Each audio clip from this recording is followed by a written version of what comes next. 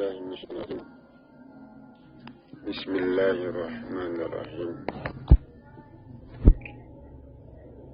السلام عليكم ورحمة الله وبركاته.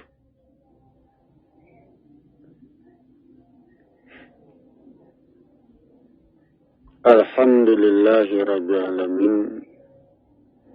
Wassalatu wassalamu ala asrafil anbiya wal mursalin Sayyidana Muhammadan wa ala alihi wa ashabihi Rasulillahi ajma'in. Amma ba'du. Faya ibadallah, ittaqullaha haqqa tuqatih wa la tamutunna illa wa antum muslimun.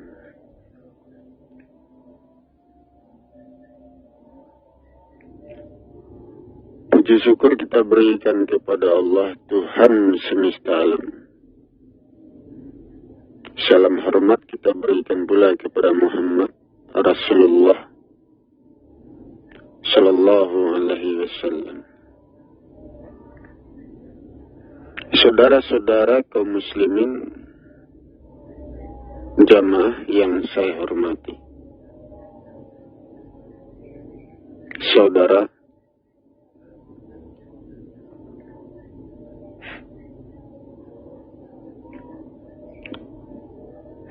manusia diperjalankan secara hukum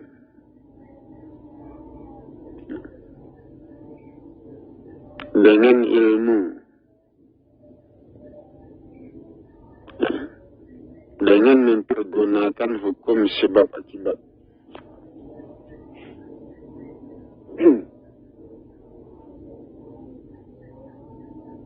Hukum sebab akibat yang ada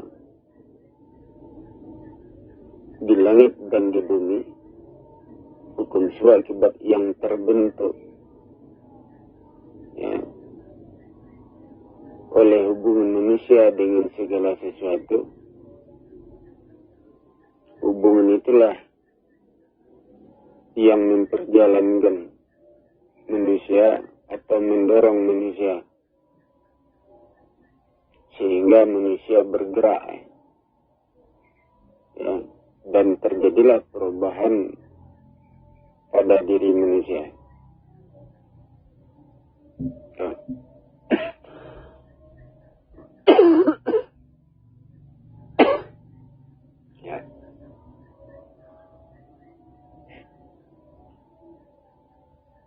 Manusia diciptakan, penciptaan manusia itu belum selesai.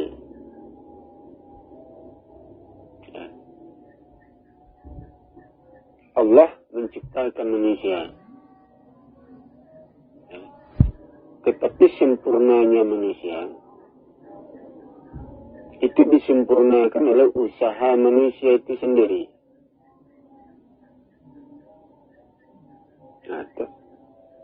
Sehingga Al-Quran menuntut manusia untuk menyempurnakan jiwa raganya. Sempurnanya penciptaan manusia itu disempurnakan oleh usaha manusia itu sendiri. Apabila manusia gagal dalam menyempurnakan diri,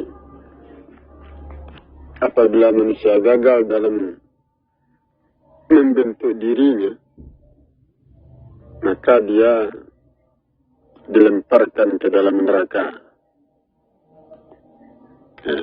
Tetapi kalau manusia berhasil dalam menyempurnakan dirinya, itu dibawa ke surga. Jadi Allah menciptakan manusia, tapi tidak selesai atau tidak sempurna.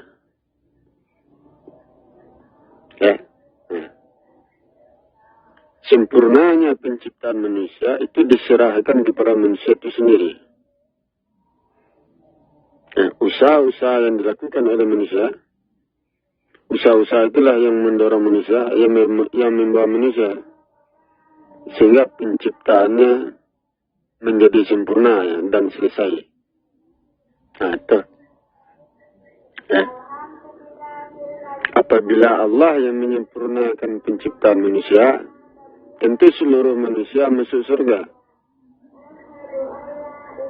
Ya, tidak ada yang masuk neraka. Ya. Jadi Allah itu awalnya saja Allah menciptakan, membentuk diri manusia. Ya. Nah, tetapi pada akhirnya, ya, selesainya penciptaan manusia diserahkan urusan itu kepada manusia itu sendiri. Itu. Sehingga manusia dituntut untuk melakukan perjalanan yang berfungsi untuk mengangkat jiwa raganya, menegakkan dirinya, meluruskan, sehingga dia menjadi manusia sempurna. Al-Quran mengatakan sangat sedikit sekali manusia yang berhasil menjadi manusia. Nah, itu. Ya. Nah, kenapa? Nah, jadi, sebenarnya ini kan permainan zat ini. Ya, hubungan manusia dengan langit dan bumi, hubungan manusia dengan benda-benda, dengan makhluk, hubungan manusia dengan lingkungan, dan apa yang ada pada dirinya, hubungan itulah yang mengangkat diri manusia, yang menegakkan diri manusia, ya, yang meletakkan manusia pada tempat yang tepat, sehingga manusia terbentuk menjadi sempurna. Hubungan itu. Jadi sebenarnya ini permainan zat ini. Itu ya. Ya. Jarak antara manusia dengan benda-benda, dengan makhluk, dengan segala sesuatu, itu mempengaruhi terangkatnya diri manusia atau jatuhnya diri manusia. Itu mempengaruhi. Sehingga Al-Quran mengatakan letakkan dirimu pada tempat yang tepat. Letakkan segala sesuatu pada tempat yang tepat. Supaya tidak jatuh. Supaya badan kita tidak jatuh, jiwa raga tidak jatuh. Nah. Itu. Jadi dibutuhkan hubungan antara manusia dengan segala sesuatu yang ada di bumi untuk mengangkat dirinya. Nah, hubungan itulah yang diatur jaraknya. Apakah jaraknya terlalu dekat atau terlalu jauh? Ya, apakah kita harus mendekat, harus menjauh? Nah, itu mengatur jarak itu. Ya. Nah, hubungan itulah yang mengangkat diri manusia. Ya. Nah, sehingga manusia terbentuk menjadi sempurna. Nah, itu. Jadi ini permainan zat. Artinya apa? Allah membentuk manusia. Menciptakan manusia sampai sempurna. Ya. Itu dengan mempergunakan bumi. Langit dan bumi. Kalau bumi tidak ada, bagaimana? Ya. Nah, tentu manusia tidak sempurna. Contohnya saja. Ya. Nah, badan kita lemah. Badan kita lemah, tubuh lemah. Kalau kita bersinggungan dengan seperti panas, ya, bersentuhan dengan panas matahari, panas itu menghidupkan tubuh, ya, menegakkan. Nah, itu, ya. Kalau matahari tidak ada, tentu badan kita tidak hidup, tidak tegak. Kemudian, ya, contohnya saja badan kita bersinggungan dengan benda-benda bersentuhan ya. Kulit kita bersentuhan dengan dinding misalkan. Ya. Kulit yang halus makin lama makin kasar. Karena sentuhan itu, gesekan. Gesekan antara kulit kita dengan dinding ya, benda-benda. Gesekan itu mengkasarkan diri. Mengkasarkan kulit sehingga badan kita tegak kuat. Kokoh. Dibutuhkan itu. Itu dibutuhkan itu. Begitu pula yang lain. Ya, hubungan manusia dengan gunung.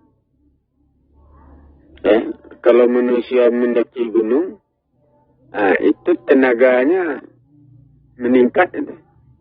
Kekerasan dirinya meningkat. Kalau tidak ada gunung, kekerasan dirinya lemah. Itu, ya, ada gunung, ada bukit, ada jurang, ada ngarai. Ya, macam-macam. Untuk apa itu? Tentu untuk melatih ketangkasan manusia. Sehingga manusia terbentuk menjadi sempurna. Itu yang melatih. Kuatnya diri manusia diperkuat oleh alam. Ya, kalau manusia diam saja lemah. Kalau manusia duduk saja tidak bergerak itu lemah ada. Ya. Tetapi kalau manusia melakukan gerakan, ya, berjalan, mendaki gunung, menuruni jurang, mendaki bukit, ya, macam-macam, itu memberikan kekuatan, memperkuat, memperkokoh pembentukan jiwa raga manusia. Itu, ya, membuat manusia menjadi tangkas. Itu, watak manusia terbentuk ketika manusia berhubungan dengan bumi. Ya, itu proses. Jadi tidak mudah menciptakan manusia, tidak mudah.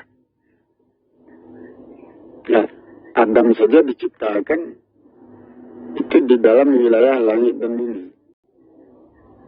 Hubungan Adam diperlukan dengan langit dan bumi. Diperlukan dengan gunung, bukit, benda-benda. Hubungan itu diperlukan untuk mengkasarkan tubuhnya. Untuk mengangkat dirinya, memperkokoh dirinya. Memperteguh. Dan memperkeras. Sehingga tubuhnya tegak berdiri, kokoh. Itu dibutuhkan hubungan. Tidak. Ya, jadi Allah menciptakan manusia. Mengadakan manusia. Setelah itu diturunkan ke atas permukaan bumi. Atau dilahirkan.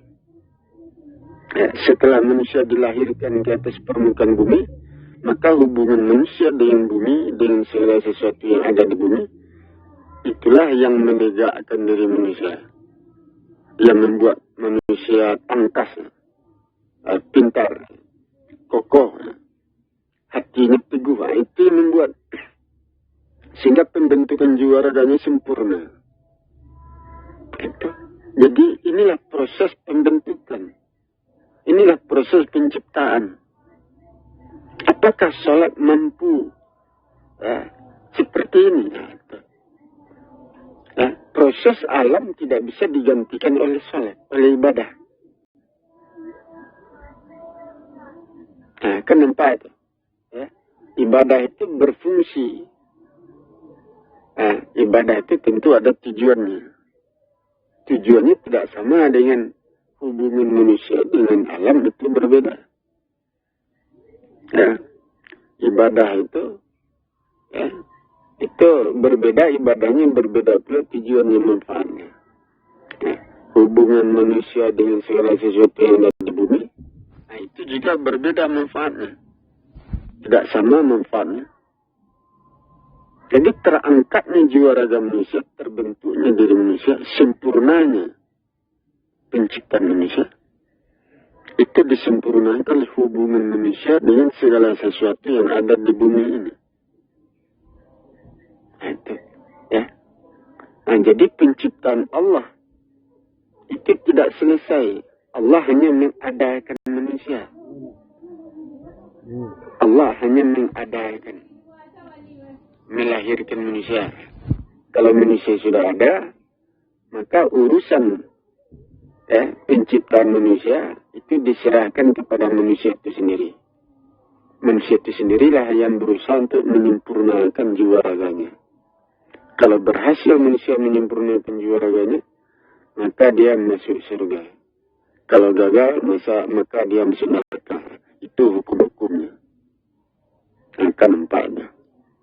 Nah, jadi manusia harus memanfaatkan segala sesuatu yang ada di bumi, ya, untuk mengangkat dirinya, meluruskan jiwa raganya, memperbaiki dan menyempurnakan penciptaannya.